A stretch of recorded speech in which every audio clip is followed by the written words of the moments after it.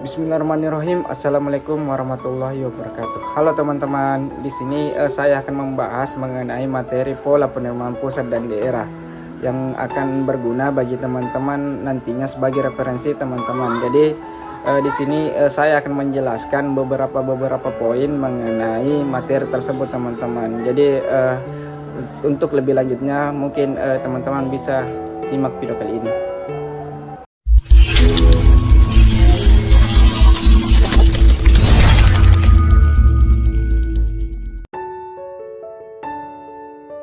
Yang pertama itu pola penerimaan pemerintah pusat.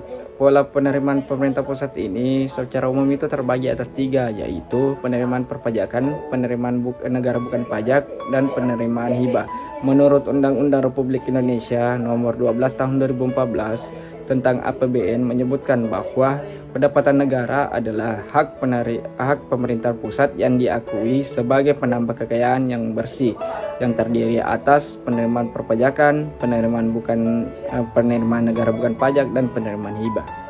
Sumber-sumber pola penerimaan pemerintah pusat. Yang pertama itu penerimaan hibah, yang merupakan semua penerimaan negara baik dalam bentuk devisa dan atau devisa yang dirupiahkan, rupiah, jasa, dan atau surat yang berharga yang diperoleh dari pemberi hibah yang tidak perlu dibayar kembali dan yang tidak mengikat, baik yang berasal dari dalam negeri maupun di luar negeri. Yang kedua itu mengenai penerimaan perpajakan, yang merupakan semua penerimaan negara baik dalam bentuk pajak langsung maupun tidak langsung, baik dalam negeri maupun pajak dari perdagangan internasional.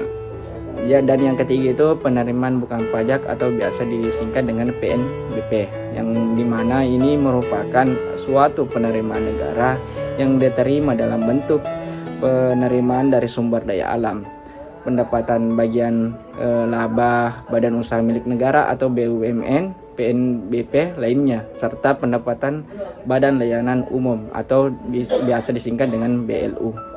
Sedangkan yang kedua itu mengenai sumber-sumber pola penerimaan pemerintah daerah. Yang pertama itu pendapatan asli daerah, yaitu adalah penerimaan yang diperoleh daerah dari sumber-sumber dalam wilayahnya sendiri yang dipungut berdasarkan undang-undang yang terdiri seperti pendapatan pajak daerah, pendapatan retribusi daerah, lain-lain PAD yang sah, dan pendapatan dari pengembalian. Dan yang kedua itu pendapatan transfer, yang dimana ini merupakan pendapatan yang berasal dari entitas pelaporan lain seperti pemerintah pusat atau daerah otonom lain dalam rangka perimbangan keuangan yang berasal dari pendapatan transfer pemerintah pusat, dana perimbangan, dana alokasi umum, dana alokasi khusus. Dan yang ketiga itu lain-lain pendapatan sah yang dimana ini terdiri atas dua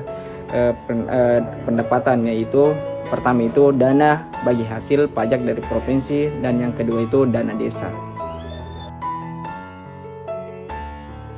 Baik teman-teman, mungkin itu saja yang dapat saya sampaikan. Akhir kata itu, hari ini kamu melakukan apa yang tidak dilakukan orang lain, maka besok kamu akan dapat melakukan hal yang tidak dapat dilakukan oleh orang lain. Mungkin itu saja yang dapat saya sampaikan. Kurang lebihnya mohon dimaafkan. Sekian dan terima kasih. Wassalamualaikum warahmatullahi wabarakatuh.